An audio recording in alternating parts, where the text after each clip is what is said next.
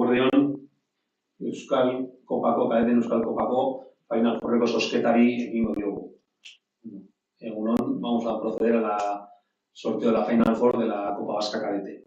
Parte hartzailea, parte hartuko duen taldea, los equipos participantes, Athletic Club, Real Sociedad, Deportivo Alavés y Romo Fútbol Club.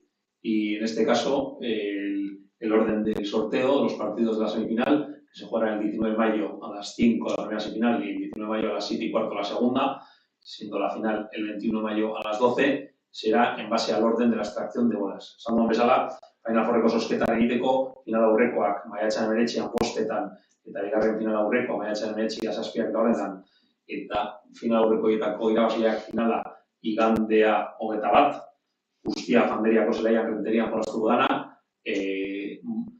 zozketa bolak ateratzen ditugun ordenaren arabera izango da. Hau da, lehenengo bola, lehenengo final aurrekoa, eta bigarrena, lehenengo final aurrekoaren kontrakoa. Eta azkenengo bi bolak, bigarren final aurreko taldeak. Vale? Zozketara egingo diogu.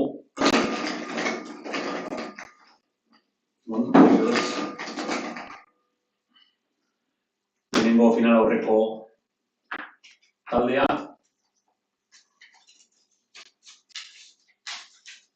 Athletic Club. Athletic Club izango da lehenengo final aurreko lehenengo taldea. Bigarren taldea.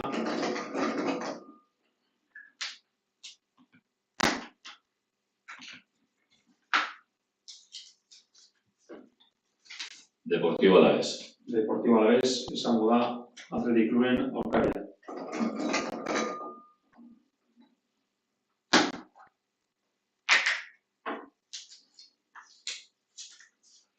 Bigarren zein. Real Sociedad de Fútbol. Aurrekoa, Real Sociedad, eta aurkaria